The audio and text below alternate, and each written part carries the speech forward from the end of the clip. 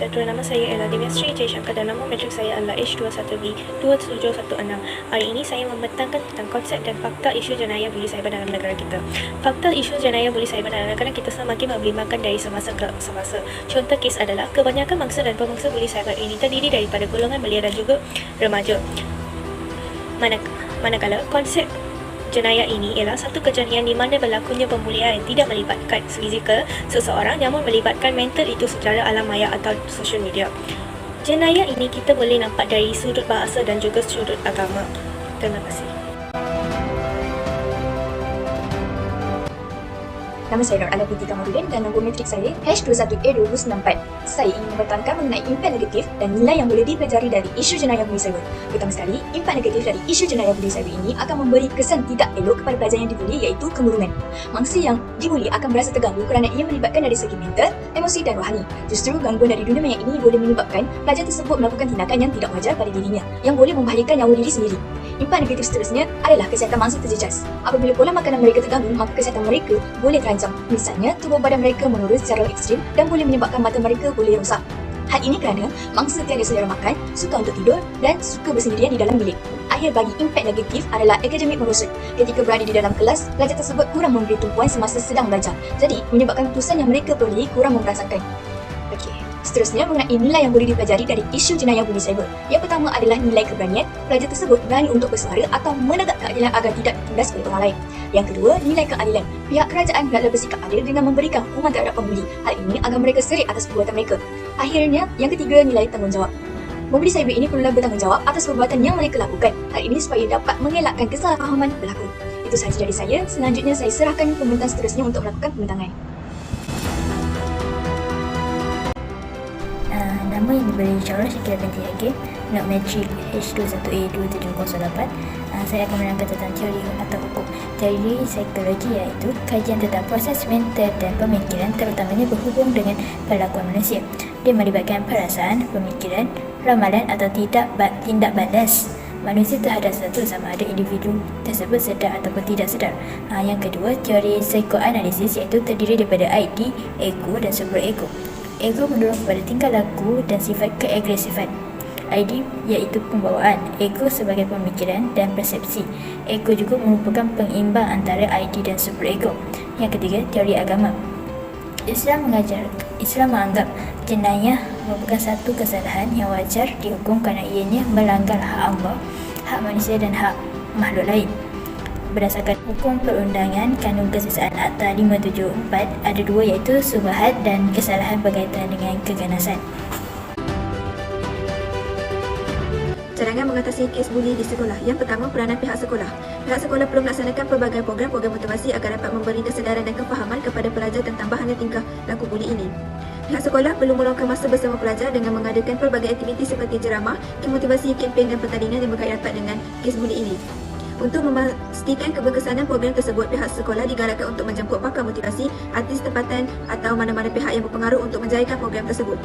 Seterusnya, peranan ibu bapa. Ibu bapa memainkan peranan yang penting kerana mereka lebih dekat dengan anak-anak. Ibu bapa yang kurang memberi perhatian kepada anak-anak menjadi punca anak mereka terlibat dengan kes buli ini. Ibu bapa hendaklah memantau setiap aktiviti anak-anak sama ada di luar atau di dalam sekolah. Memberi belayan dan kasih sayang yang sepenuhnya, sentiasa bertanyakan keadaan semasa mereka, bagaimana proses pembelajaran harian mereka dan dengan siapa mereka berkawan. Ibu bapa hendaklah bijak membahagikan masa antara kerja dan keluarga, iaitu apabila berada di rumah maka ia adalah masa bersama keluarga. Akhir sekali, peranan media massa. Pencegahan kegiatan buli juga dibanteras melalui platform media massa. Seperti yang diketahui, media massa merupakan medium yang luas untuk masyarakat bersosial. Dengan kata lain, media massa antara saluran yang efektif untuk menyebarkan keburukan-keburukan, gejala buli dan mengajak orang ramai bersama-sama berganding bahu dalam membendung kegiatan buli ini. Hal ini dapat membuktikan bahawa jenayah buli ini bukanlah perkara yang boleh dipandang remeh oleh masyarakat. Gejala buli ini memberi kesan yang buruk kepada mangsa sama ada secara fizikal maupun mental. Oleh itu, kes buli perlu disiarkan di semua platform di kaca televisyen, radio maupun media sosial agar kes ini mendapat perhatian masyarakat. Hai, selamat siang. Nama saya Arin Hussein Nasiri dan nombor matrik saya ialah H21A2009. Sekarang kita akan membincangkan tentang perspektif mengenai buli cyber dalam kalangan pelajar sekolah menengah. Seperti yang kita tahu, terdapat 3 perspektif. Yang pertama dari segi agama, yang kedua dari segi psikologi dan yang ketiga ialah dari segi sejarah. Yang pertama mengenai agama, iaitu agama Islam, Kristian, Hindu dan juga Buddha. Keempat-empat agama ini amat menitik beratkan mengenai kekerasan, dan ini amat dan sangat dilarang sama sekali untuk dilakukan oleh mana-mana agama sekalipun. Yang kedua ialah mengenai dari perspektif dari segi psikologi. Dari segi psikologi, masyarakat kita amat menitik beratkan betapa pentingnya buli dalam kalangan kita, terutamanya buli cyber dalam kalangan pelajar sekolah menengah. Yang ketiga sekali ialah perspektif dari segi sejarah. Seperti yang kita tahu, pada sekitar tahun 2017 dapat seorang aktris Korea yang bernama Suri telah membunuh diri ketika beliau berusia 25 tahun. Salah satu punca beliau membunuh diri ialah kerana beliau sering dikecam oleh netizen di social media, dan ini merupakan salah satu bully cyber yang sentiasa dilakukan oleh netizen. Walau bagaimanapun, selepas kematian beliau, masih terdapat lagi netizen yang membicarakan tentang hal begini dan masih mengecam beliau walaupun setelah beliau meninggal. Itu sahaja daripada saya. Sekian, terima kasih. Assalamualaikum warahmatullahi wabarakatuh. Saya Muhammad Alif Aiman Syarifuddin, nombor matrik H21A2141. Kelemahan atau limitasi terbagi kepada 3: kelemahan individu sendiri, kelemahan ibu bapa dan kelemahan pihak berkuasa. Kelemahan individu itu sendiri kerana tidak mahu bersuara. Kelemahan ibu bapa iaitu kurang pendedahan mengenai masalah psikologi, menganggap masalah ini masalah biasa dan tidak mahu membesarkan isu demi imej keluarga. Kelemahan pihak berkuasa pula menunding jari kepada mangsa dan menganggap mangsa sebagai punca. Nama saya Nur Aisyah binti Mayaki, nombor matrik saya H21A2291. Saya akan membentangkan tentang penyelesaian masalah dari segi kelebihan. Yang pertama sekali adalah dengan menggunakan kempen ini diadakan dalam kalangan pelajar sekolah menengah yang bermasalah untuk tujuan mendidik pelajar secara bermoral dan beradab. Dengan diberikan didikan tersebut, pelajar dapat belajar untuk tidak bertindak, melakukan tindakan yang tidak baik.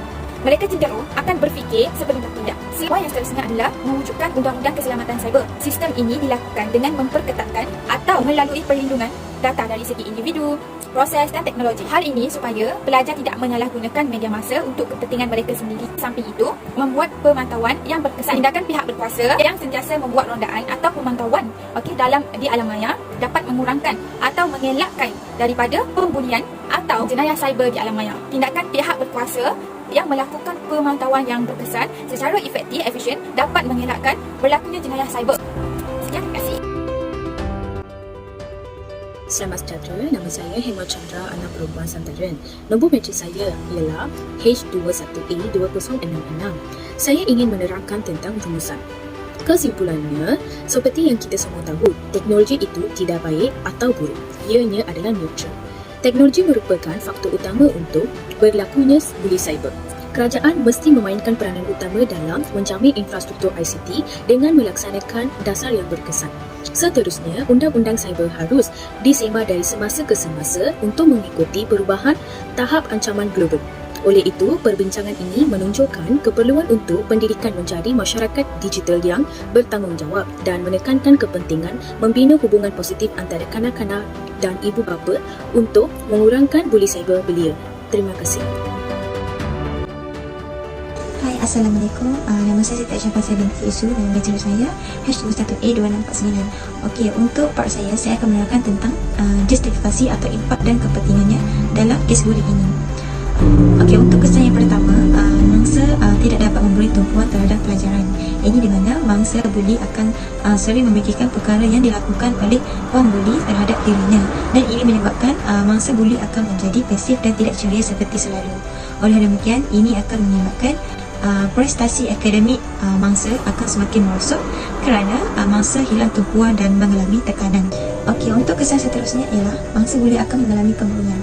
Okey, ini di mana sekiranya gejala bully yang keterlaluan, mangsa bully akan mengalami kemurungan yang berpanjangan, dan ini boleh memudaratkan fisik dan mental mereka, dan mereka juga akan tercenderung untuk melakukan sesuatu yang boleh mencederai diri mereka sendiri. Okey, untuk yang terakhir, mangsa bully akan mengalami sikap proaktif.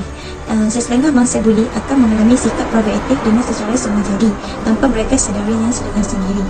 Okey, sikap proaktif ini akan mencetuskan kontroversi dan kemarahan kepada orang sekelilingnya, dan orang sekelilingnya akan memberikan reaksi yang negatif terhadap dirinya. Okey, sikap proaktif ini akan berlaku tidak kira di mana-mana tempat dan juga bila-bila masa sahaja.